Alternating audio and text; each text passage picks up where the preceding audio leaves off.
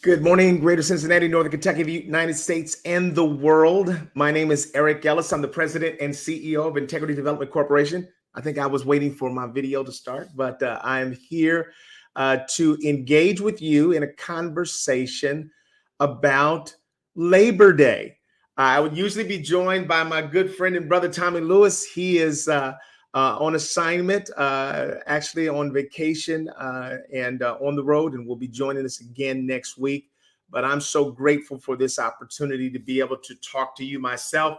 For those of you in our community that are joining us this morning, I certainly want you to weigh in on the conversation. This weekend, is a celebration of Labor Day. So on Monday, we'll celebrate Labor Day. And this weekend is typically a long weekend for people then. Labor Day is a national holiday that was put in place back in 1894 by President Grover Cleveland as a way to sort of appease the Union after a big strike. He just wanted to say to them that workers are valuable to this country. They are a part of what makes us successful and allows us to prosper. So he wanted to make sure that every worker got a day off. And so that's why we celebrate Labor Day. Usually we celebrate it. It denotes the end of summer. Kids are going back to school. I don't know about you, but I know that as I get older, I'm getting more nostalgic, or I see things differently now that I'm older. I was driving to work the other day, and it was early in the morning, and the kids were lining up at the bus stops. And I saw this little black girl that was running on her way to the elementary school down the street from our house. And she was really tiny. And she reminded me of my daughter, Jillian, when she was that age. And she had dropped something, and then she went back and picked it up, and her braids were bobbing all around. And I just really fell in love with that scene. And when I see young families, I get excited for them. I think that's probably a sign of getting older, that you recognize that the most important things in life are free. And we got to take time to smell the roses and take in what's most beautiful in life. And work can be one of those things. I happen to be a person that loves what I do. I love to work. But for the last, this last week, it was a great week for me. But for 2 weeks before that, I don't know about you, but man, I was just sluggish.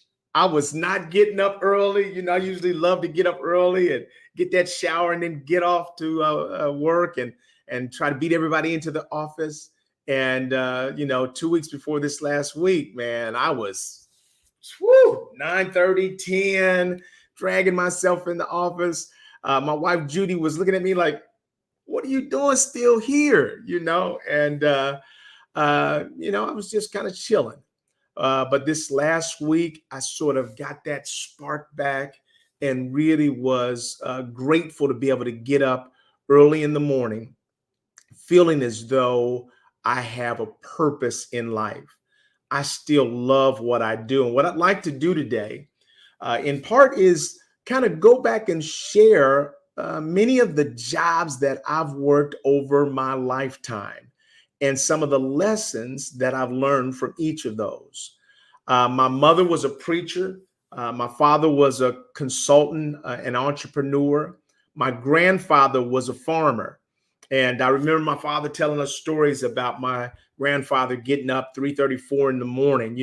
Farmers, man, their day starts super early, and they get up, and before the sun is even out, he's out with that tractor and he's tilling the field. And my father and his siblings learned their work ethic from growing up on a farm. I think a lot of the young people today could use a farming experience, some even in my house. But I think that developing a strong work ethic may be one of the most important skills that you can develop in life. Because if a man, if a woman, if a boy or girl won't work, then oftentimes it becomes difficult to eat.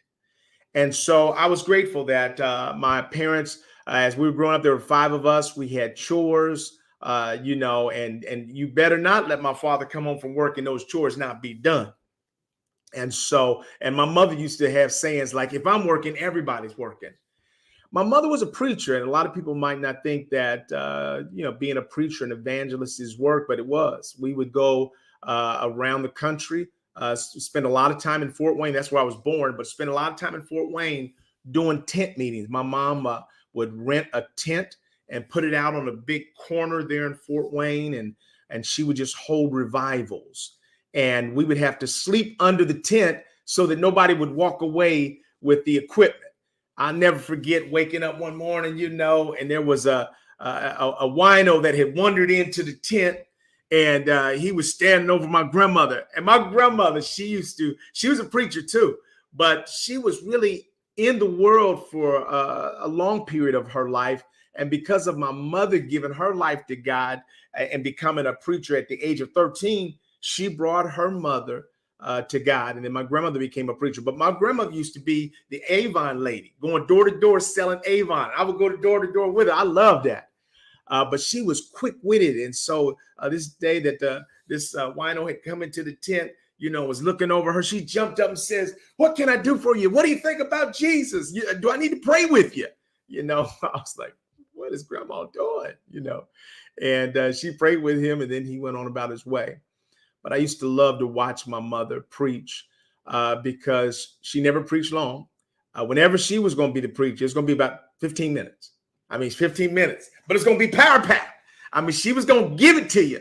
Whatever God said to her, she was going to deliver that message to you. And I love that about my mom. She would say that when God stopped talking, she stopped speaking.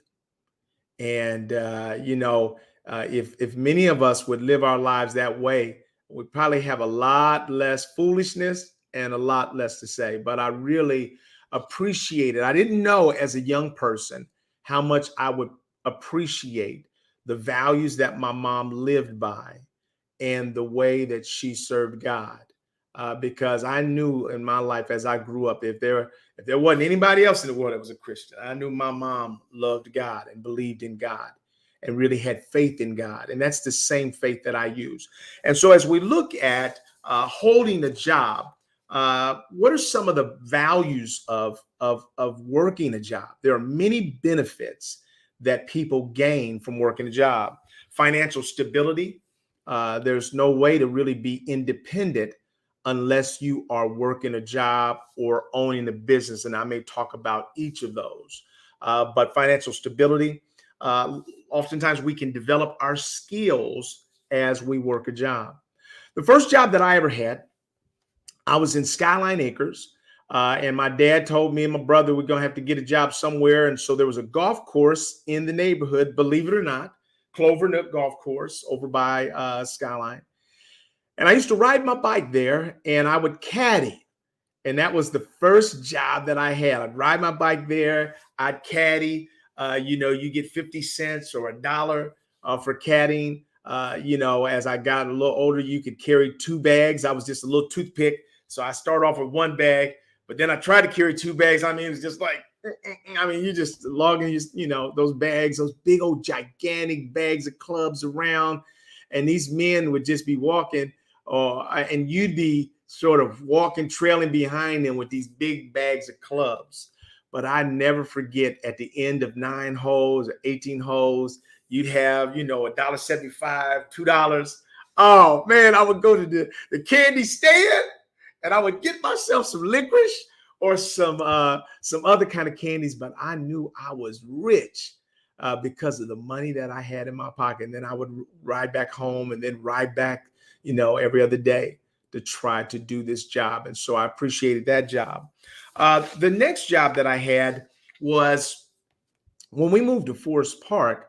Actually in Scotland, we were cutting grass. And so cutting grass, you don't find many people anymore today. I don't know about you, but you don't find that many young people that are going door to door trying to see if they can cut somebody's grass. And man, I enjoyed making money. And so I was cutting grasses in Skyline. And then when I got to Forest Park, I was cutting the yards of some of my father's friends and people that he knew. And I could get $5 or $7 for cutting grass. Man, that was big money. And I'll never forget, I cut the grass of one of our neighbors on Waycross, and then sort of wrapped up early. They weren't home. They paid me in advance. I cut their grass, and then I ran home to get on my bike so I could go play basketball. And my father drove down the street, and he didn't like the job I did. So I was up at Forest Park High School playing ball outside, having a ball, $8 in my pocket. They tipped me. I had 10. Eric, come here. He said, you need to get in the car. Okay. I knew I was in trouble. And so I drove back with him. He said, and then he stopped at their house. He said, let's get out and take a look at, he said, what do you see? I said, well, the lines are a little crooked. Yeah. What else do you see? Well, it looks like there's some blades of grass. Maybe I missed a couple spots. He said, exactly. He said, what I want you to do is take your bike, ride home. He said, and I want you to come back here and recut that lawn. This is not the kind of work that we do as Ellis's. So I rode home, man, and got my mower, walked it back down there and recut their entire grass. And then reclipped everything, because I did not want my father to be coming back and seeing a job that was half done. And so I learned the value of trying to do a good job. In everything that you do, you want to do your best. I don't think that people recognize the power and the value of hard work and doing your best work. I got to a place that I love to hear that smile in my father's voice or my mother's voice when I did something well. I remember how I started off as a kid. I started off hating work, hating jobs, hating assignments. And I don't know what happened, but one day it just kind of kicked in for me that this is an opportunity to get praise, that my parents are happier if I do jobs and do them well. And so I started asking my mother, hey, Mom, you need help do anything? Yeah, I was just wondering, that garage is such a mess. We used to hate the garage and the basement. I mean, those were the two worst jobs in the whole world, where your parents would say, okay, Saturday morning, we're going to go get the basement clean. The basement. Everybody knew there was dead bodies in the basement. I got to go clean the basement. And there were 5 of us. And so they'd set 2 or 3 of us loose down there. And then my father would say, okay, I'm gonna leave. When I come back, that garage better be spick and span. Anybody remember that line? Spick and span. I hated it at first. But as I got older, I started recognizing that there was tremendous value in doing a good job and then sitting back before anybody else got to see it and saying to yourself, that looks good. I'm proud of that. And so, I was cutting grass, and then my first official job outside of caddying and cutting grass was when I was 16 years old. My father used to go up to a restaurant in Forest Park called the Scoreboard Restaurant. He would go there every Saturday morning, and that's where all of the black fathers and white parents, men would gather. It was a men's thing. They would gather on Saturday morning with John Stouffer. He was a former quarterback for the Cincinnati Bengals. And they would sit up there and they would literally talk about life and racism and just anything. That's what they would do. It was one of the first times that I ever seen an interracial group of men that would come together on Saturday morning just to sort of talk about life and debate things. And boy, they enjoyed that. And I guess on one of those days, John was talking about looking for good workers, and my father offered me up to work there at Scoreboard. And I'll never forget when he dropped me off to fill out the application. He said, now, son, he said, if you get this job, he said, look, don't you embarrass the family. He said, I want you to be the hardest worker they have. Yes, sir. So I get the job, and they put me in the back. So I'm hidden away in the back, flipping hamburgers and taking, doing the orders. Not up front, not with the cash register. I was in the back. So at first I started off working hard. But then when the managers would leave, I saw what everybody else was doing. They were making triple deckers. They were making double deckers with all kind of special sauce. And then they would have a lookout, somebody that would look out to see when the manager was returning. So at first I was still too nervous to do that because I would hear my father's voice, son, don't embarrass the family. And so, at first I was still walking, working and everything. And then everybody's like, Eric, what are you doing, man? There's nobody here. No managers here. And so I was like, okay. And so I started letting things go, making triple deckers with all the special sauce on them, throwing extra cheese, lettuce, a 4-stack burger. I mean, I've made all kind of special burgers. And I would sit around and look at the clock. Have you ever worked a job where you sat around, did nothing, and just looked at the clock? I don't recommend that. You know what I learned? That if you sit around and look at the clock, guess what? Them hands don't move. They don't move at all. I was sitting there looking at the clock, looking out the window, and the day would take, if it was a 2-hour day, it'd take 5. If it was a 4-hour day, oh my goodness, it felt like 12 hours. I learned a valuable lesson from blowing work off, that is not a good thing, and it takes longer to not work than it does to work. So I said, forget that. I ain't doing that no more. That's the dumbest thing I ever did. So I started doing extra work. Now, I still love to talk, so I'd be talking, telling jokes, but I'd be cleaning the onions off. I'd be scraping the grill. I'd be going into the freezer, stacking up all the things. You know why? Because I knew that if I did all those things, that not only did the day go by fast, but when the boss got back, he'd look around and say, oh, Ellis was here. I like that. I like that. I like people saying that I did a good job.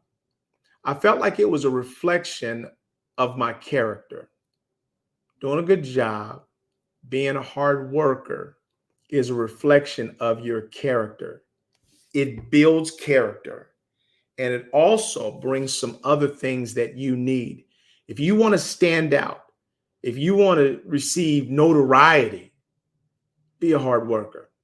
And so as we think about Labor Day, I want you to think about your perspective on work. And most people that I run into hate work. I mean, there's just too many people. Oh my God, I gotta go to work. Man, I would never want to do a job that I hated going to. But I've discovered that most jobs are first and foremost the people.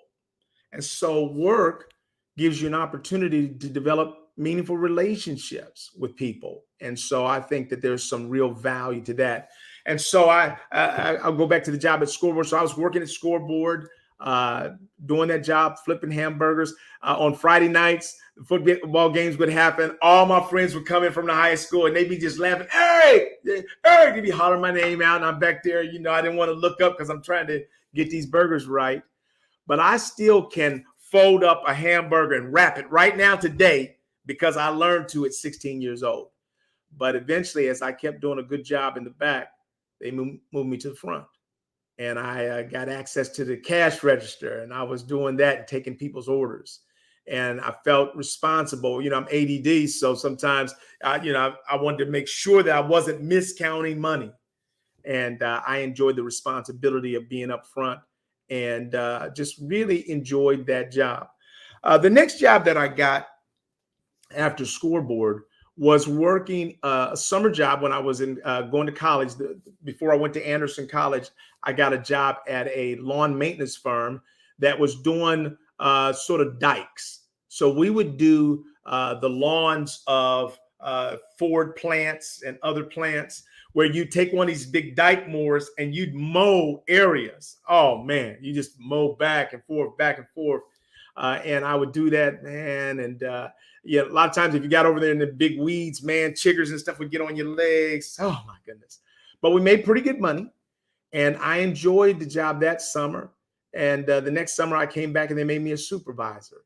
And so because of the way I worked, I was able to be elevated to a supervisor. And that was the first time I had a chance to really manage other people. And people would act as though, hey, you're cool. Let's figure out how not to work. And I was like, no, that's not how we do this. The same values that I had for myself, I also had for my crew. And I'll never forget, I had a guy, a lot of times when you're on these little crews, a lot of guys working there, there's a lot of testosterone going. So this guy was telling me one time, oh man, you ain't nothing, man. I could take you out. And I was like, what are you talking about? And I had the strength of youth and the arrogance of an athlete. And so I said, well, man, if you think you could take me, let's just go and wrestle when we get back to the shop. Yeah, let's do it. And so, he's talking smack all the day. As soon as we got back, we got out the parking lot. Boom, we out there wrestling. I picked him up, slammed him down. But then I slammed him down and got my head kind of in a little backwards headlock. So I was on top, but he had my head. That was the first time in my life that I just literally concentrated on making my head smaller, because I didn't want him to know that he had no advantage. I had my forearm in his neck, but I was in headlock. But I stuck my head out, and then I had him in the, just a waste of time. And just before I felt like he was about to get up, I got up and declared victory. And that was the crazy things that we did in summer jobs as a supervisor. Yeah, as a supervisor of a lawn maintenance firm. And then that was the last time that I worked a job like that. My father brought me on within his company, BSA, Behavioral Science Application. My dad was the president of his own consulting business. And he then appreciated my work ethic and thought in many ways that I reminded him of himself. So he brought me on his company as an intern. I was an artist, and so I was, loved logo designs and things like that. And so he brought me on to sort of do kind of logo designs and design work. And I remember I was building a game for them and working on logos, and just enjoyed learning from my father and watching him do this work that I've now done for the last 3 decades. I never imagined that time. I guess I thought maybe I would be a part of his company and maybe even one day be a trainer or consultant. And so when I was working for them, it was him and Merlin Pope and Pat Pope and Eric Pennebaker. And there were a lot of other people. What's his name? Oh, his name just got away from me. But there's another fantastic consultant that's still Roland West. Roland West was a tremendous consultant. So they had a dream team. Chip Henderson did some work with them periodically. And I just remember sitting in on some of my father's workshops. And it almost looked exactly like my mother's revivals. So I would go to my mother's revivals. I would go to my father's workshops, and people were crying in both of them. People were crying in my mother's revivals because they were wanting to repent of their sinful ways and giving their lives to God. And then in my father's workshops, sometimes people were crying because of the pain that they had experienced because of bias and discrimination, or they were crying because they knew that things were unfair for others and they thought that that was wrong and they wanted to make a change. And so a lot of times when people talk about the old days of diversity work, they talk about it as though those were the horrible days where mistakes were being made everywhere. But I saw those conversations as powerfully transparent, honest, transformative conversations that made a difference in people's lives. And so I enjoyed watching my father as a master of this work. And I didn't realize it. My father died at a young age. He was 48 years old when he died. He died of a massive heart attack.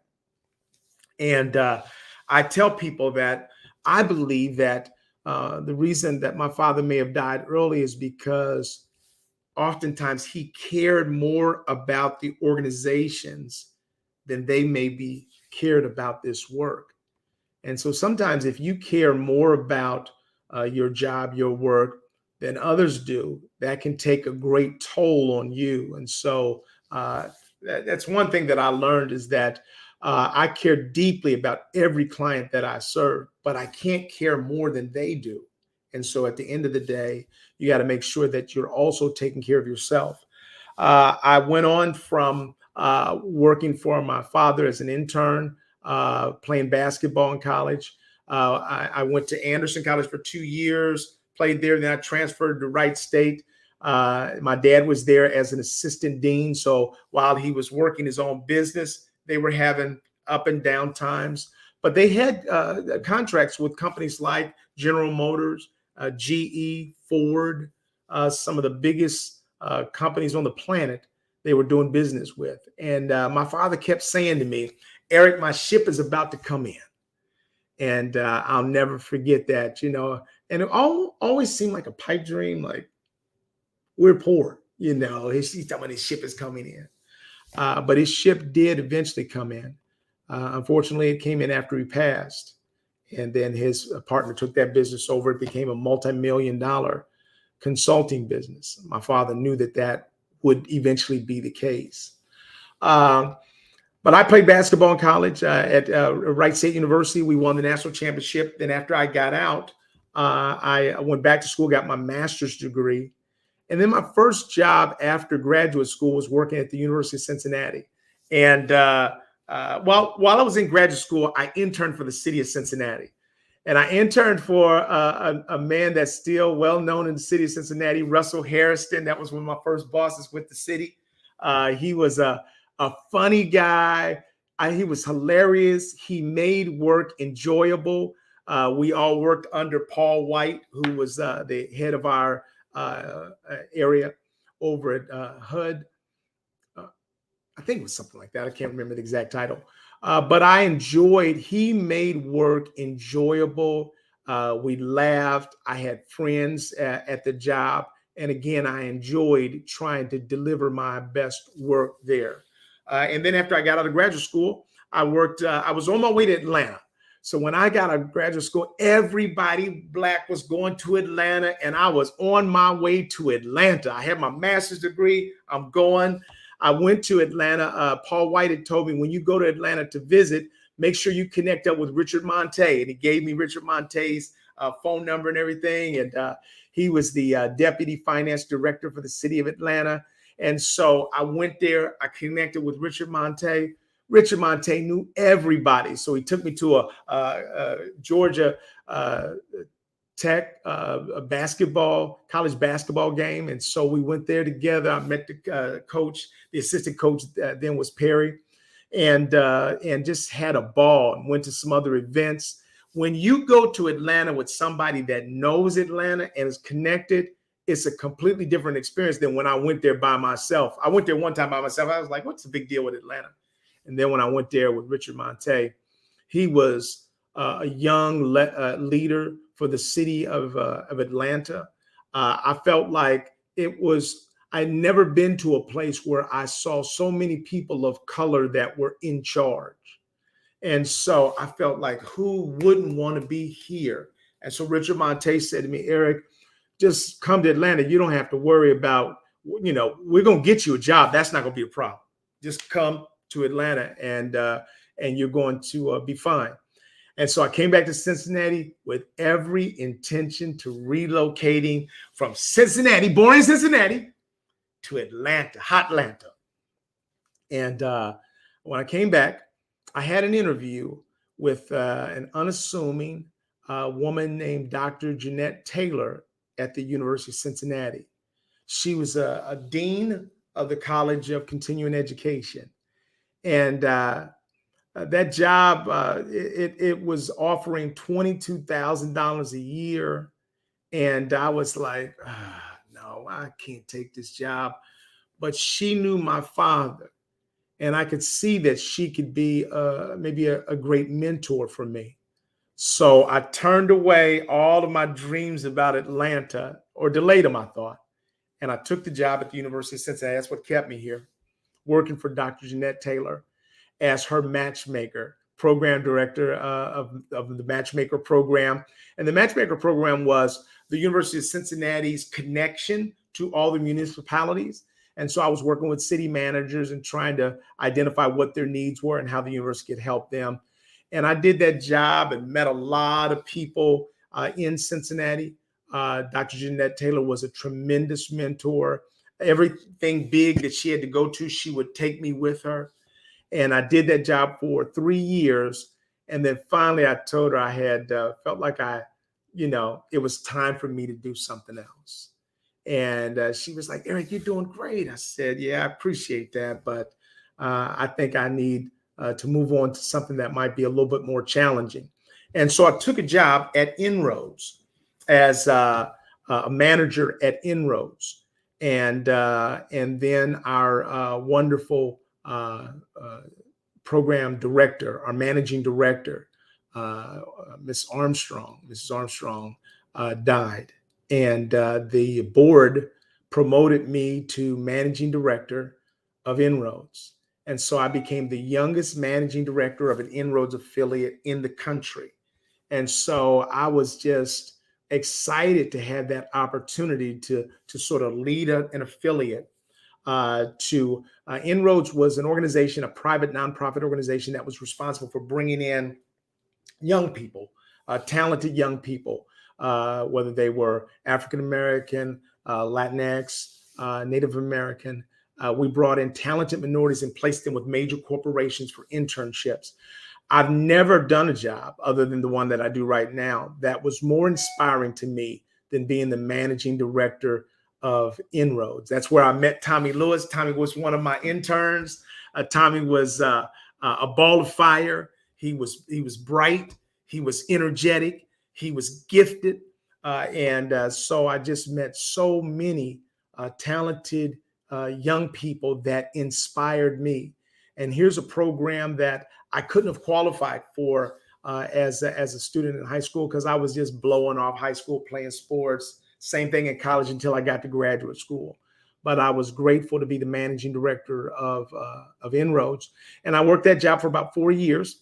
And then Floyd and Jackie Dickens had a consulting firm, and they approached me and asked me would I be interested in doing some consulting with them. So I went to Inroads and said, I've got this opportunity, but I'd like to make it an opportunity for Inroads as well. I'd like you to sort of cut my pay in half. Let us hire someone else as assistant director, and let me also do this consulting job. And then a lot of the things that I learned there, I'll be able to bring them back to Inroads. And they thought about it. And Ray Brokamp was the chair of the board. Ray was open to it, but the rest of the board was kind of like, it was an idea that had been born before its time. And so they said, no, you're going to have to make a decision. And so I chose to leave Inroads and to start my own business. So Floyd and Jackie Dickens, they were doing a big amount of work within the CIA. And so they had recruited people to be contractors and consultants with them. So that's where I met Janet Reed. Dr. Janet Reed and I, she had been working as a consultant with Floyd and Jackie, and they paired us together. So Janet and I were in these different scenarios where we were training CIA officers. I mean, that was one of the wildest experiences that I ever had. You had to get clearance. So I got cleared to the level of secret. And once you got a clearance within the CIA, they were always trying to get you more clearances. I was like, no, I'm good. I remember I was traveling to Germany to do some training within the CIA. And it wasn't until I was in the air flying that I said, hold up, I'm going to train the CIA in Germany. They're probably not welcome there. And so I remember getting nervous, and I felt like I got more paranoid. When I was working with the CIA, you knew that people were always listening into your calls and your conversations. And so I felt like I got more paranoid than I was able to make a lot of headway. So I was glad I did that for about 3 years, I think. And I was glad when that assignment, wrapped up, because I was always just a little bit nervous that everything that I ever said and talked about was being listened to by 1,000 other people. But that was a learning experience as well. I remember we would do back in the early 90s, we would do sort of 3 and 4 day workshops with the CIA. It was like almost like a marathon. It was an endurance test. We would just train them all day and night. At night, they'd be doing special projects. I think our idea was just sort of to wear them out, beat them down until finally they said, yes, I do have prejudices. I do have biases. I'll get over them. And so that was quite an experience. But we would have them sort of on Friday do a little sort of presentation of what their team had come up with to sort of display the insights that they had gained over the week of sort of teamwork that they had done. Who thought of that idea with the CIA? Oh my. It got to a place where we were just nervous every time a new group had to do a presentation. One group came up, their presentation was, what we learned is that biases are destructive and they're bad for an organization. So in this paper bag, we put racism, and somebody else threw sexism, heterosexism. They were throwing in the religious bias. And then they sort of got back, said, everybody stand back. And they blew up the bag. What are we doing? I mean, you literally got explosives in here, you're blowing up the isms? That was ridiculous. And then on another occasion, I was in there. They sort of had this bright idea that, they were going to demonstrate what it looked like to break the glass ceiling. So they had all these diverse people under a glass plane, sort of window pane. And then they got out and they threw a brick up in the air. Boom! Glass everywhere. What are we doing? And so we had to put some constraints on the presentations. I mean, people were just doing all kind of crazy stuff. We never trained them at the CIA headquarters in Alexandria. We always had to train them in hotels outside of in Manassas, Virginia. So we'd spend 4 days in the hotel with CIA officers. And you always knew who they were, because they would come to the hotel and they'd all have sort of jeans on, some kind of t-shirt, and then a little black box. That wasn't good. And so they would just sort of, their jokes were all these crazy things that they were doing around the world. I mean, it just, so I was glad to be done with that assignment. And then while I was working with Floyd and Jackie, they encouraged us to start our own business. And so in 1991, I started my own business, Integrity Development Corporation. And I am so grateful to have my own business. I remember when I named my company Integrity Development, I was so excited about that name. After my father died, I'd given my life to God, and I was a Christian. And so I wanted to do everything based on integrity. And so I named my company Integrity Development. And I just waited, and I waited for my official paperwork to come back from the state. And then one day in the mailbox, there it was, my incorporation papers, Integrity Development Corporation. And then I started freaking out. Like, what? What did I do? Oh my goodness, why did I call my company Integrity Development? That's like the dumbest thing I could have done. People are going to be expecting me to be perfect, and nobody can be perfect. I mean, I was sweating. I was thinking about sending the paperwork back. I was like, oh my goodness, I made the biggest mistake on. And then I feel like God spoke to me and said, integrity is not an eternal resting place. Integrity is a destination. And your business name suggests that you want to always be headed towards integrity, honesty, decency.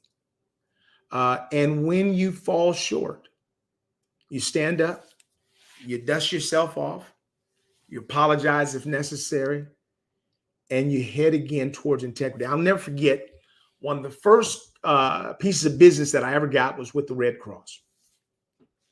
I was a young business, desperate for business. The Red Cross had a project that they had put out. I had a pretty good name in the city. And so I won the contract to a project that I had never done before. So here I am doing a job that I've never done before with ADD, unmedicated at that point because my kids were still babies. And man, I was just missing every time marker. I just literally was not doing a good job on this project. I missed our target dates for deliverables. Finally, I skid into home plate at the last minute, probably, 15, 20 days over the time. I felt so bad about it that $25,000 that I had been given, I gave it back. I was just so embarrassed at how many times I'd fumbled the ball that I didn't feel comfortable even taking their money. So I gave it all back. So I was desperate for the money. I did a horrible job. So I took a job I couldn't do, did a poor job at it, and I learned a lesson. I learned a hard lesson, because I gave that money back. But there are so many lessons that you can learn as an entrepreneur. There are many benefits that Tommy and I both talk about being entrepreneurs. One of the benefits is freedom and flexibility. When you're an entrepreneur, you have the freedom. The first thing you get to do, let me see where it is. The first thing you get to do, where are they? I'm looking for them. Where are they? How can you run a business? There it is. I'll be right back. The first thing you get to do as an entrepreneur is you get to create your own business card. Look at that. That's the first thing you get to do. You get to create your own business card, and then you get to put it on there. President and CEO. Woo! So you're Mr. Big Shot. You got your own business cards. You just don't have any business. And so having the freedom and flexibility is fine, but too much freedom is not fine. Too much flexibility is not fine. That means you don't have any business. And so although there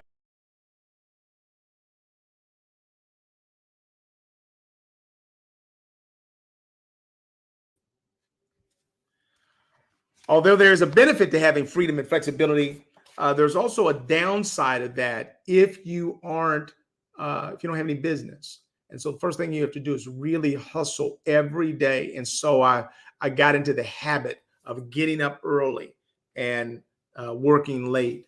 And as an entrepreneur, you don't end your day when, at a certain time. You end your day when the work is done, when you've gotten business. If you don't work, you don't eat. And you learn how to hunt and how to kill things that you can eat quickly, because you can't be working on projects that are going to kick in next year. You got to be able to feed yourself today. And then when you have a staff, you got to be able to feed other people. And so you really do have to spend time working hard. The potentials for financial rewards.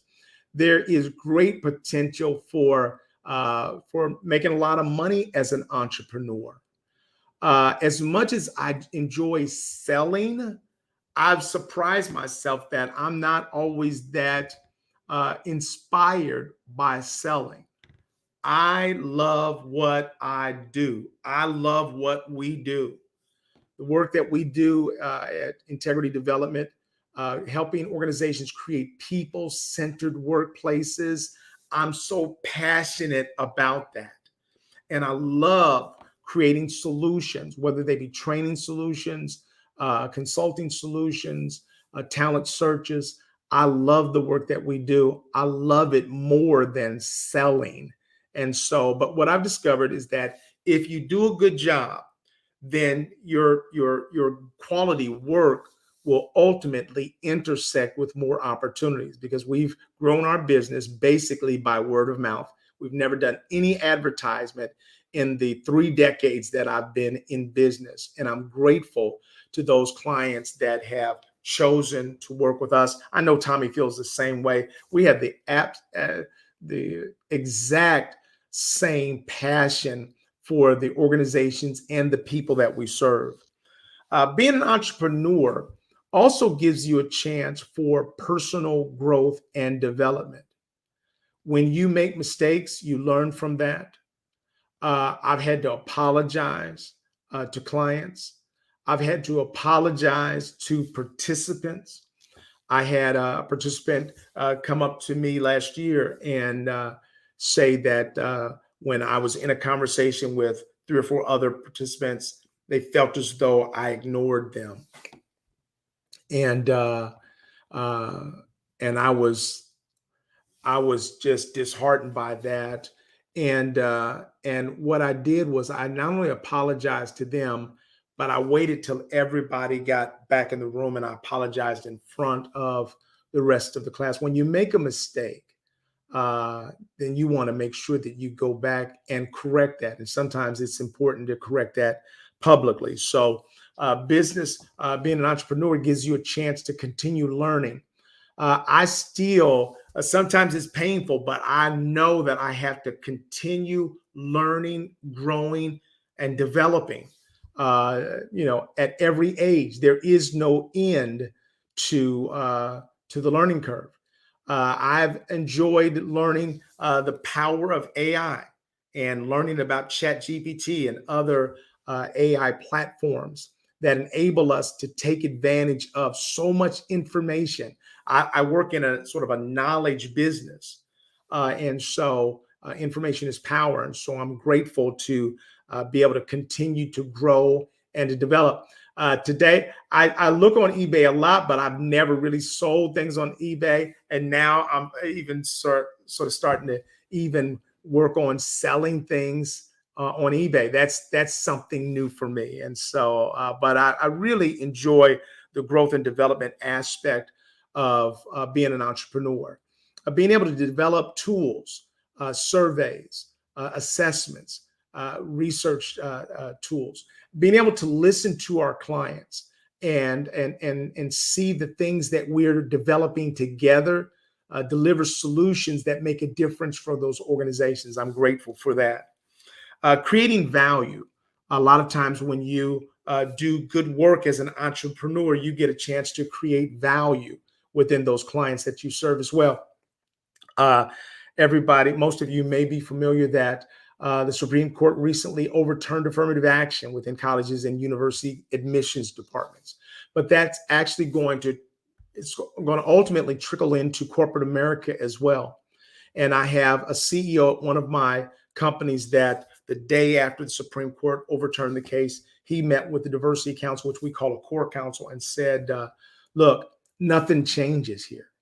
He said, we are going to be even more committed to this work around diversity. He said, we've made a lot of progress over the last 3 or 4 years, but we've got a lot more work to do. And so I was just so grateful to hear his passion. And his passion for diversity is because he's been engaged and he sees the value of this to him personally and to the success of the organization and to the culture, creating a culture that's people-centered, where all of his employees are beginning to gain a sense of belonging. And this is not an easy journey because there's so many different perspectives that people have about the work that we do. Another benefit of entrepreneurship is being able to create a legacy. And so I know that I've talked about my father almost every day that I've been in business. Almost every keynote address that I kick off, I'll start by introducing myself as the son of a mother who's a preacher and a father who was a pioneer in the field of diversity. And so his legacy is one that I still reflect on. And I want my business to hopefully leave a legacy as well. I am so grateful that my children are older now, and several of them think they might even want to work in the business. And there's nothing more exciting as a parent than to know that your children may want to take what you've started and take that to a whole nother level. So building a legacy. When you're an entrepreneur, you also have an opportunity for empowerment and control. When you run your own business, you are the boss. The buck stops here. But you are empowered in good days and bad days. Empowerment means you also are responsible. I am so grateful for the people that are part of the Integrity Development family.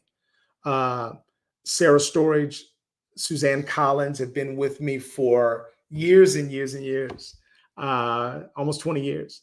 And each of them are a gift to our business. This business does not grow, it does not succeed without Sarah, without Suzanne, without Wendell as one of our senior consultants, and many of the other consultants that we have that work with us. I'm grateful for what they deliver to the success of this business. When you have people that are great workers, they are loyal to the business. That's what I can say about Sarah and Suzanne, that they are both loyal. They are trustworthy. I trust them with my life. I trust them with my resources, my bank account, all my passwords, doesn't matter. They know everything about my life. And I know I'm in good hands, because when you have people who love God, but also love doing good work and are hard workers, man, that's what Labor Day is really about. It's celebrating people that might not be seen by others. I'm the one that gives keynote speeches everywhere. But the people who make my PowerPoints and the people who schedule my travel and all those arrangements and pay the bills and all those things, those people are behind the scenes for you, but they're in living color and center stage for me. So I'm grateful. I've had people in the past that work for me. See, I'm a trustworthy boss. I'm a trusting boss. And so I had a person, man, if you're running my books, man, you're going to be able to rob me. I'm just telling you, you'll be able to rob me, because I ain't looking over your shoulder at all. I'm trusting you with all the passwords and all the accounts. So if you want to take my identity, it's gone, because I trust people. And I'm grateful to have people that are trustworthy, loyal, hard workers, family. That's what I would say. The people that work at Integrity Development, I would say that I love them. LOVE, love them. And I've grown from their feedback. In other words, if they don't sit me down and give me feedback, then we don't get better. If you are a boss or lead anything, manage any team, and you're not hearing some criticism, some critical feedback from them, then you need to make sure that you work to create this kind of psychological safety that's necessary for people to be able to be open and honest and forthright. Because if they can do that, then you can grow as an individual, and your department or your business can grow as well. So I'm grateful for that. The last thing is opportunity for passion and purpose.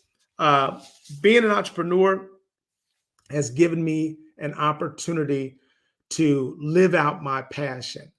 As I look at the world today, I see it as being on fire in many ways. We are not, I tell people all the time that the people in this country aren't as divided as we're told we are. But if you keep telling people they hate each other, before they know it, they'll be fighting in the streets. And so I feel like that God has given me the opportunity and the assignment to, in many ways, to be a now day, a current day superhero. I get to tie on my cape and sort of go out to the world and try to make a difference. And I can only make a difference through people. And so as I partner with others within organizations and outside of organizations, then together we have a chance to make this world a better place. There is no group, there are no individuals that I don't love. I'm not fighting for some people and not fighting for others. I fight for all people. And I'm grateful to be able to do that. And so I thank you for tuning in to this episode of Diversity Conversations. I miss Tommy Lewis when he's not here because now I have to talk to myself, and talk to those of you that have joined us. But Tommy Lewis is going to be back next week. I love him. He is absolutely my brother. And on this Labor Day weekend, I'm glad that he is resting and taking advantage of the long weekend. And I'm grateful for the work that he does, the way that he works, the way that he respects his clients and those that work as a part of Make It Plain Consulting. So enjoy the weekend. I hope some of you get to do some cooking out, and others of you, I hope that you are doing something meaningful in the way of work that you value and appreciate. Take care of each other and continue to enjoy diversity conversations. Take care now.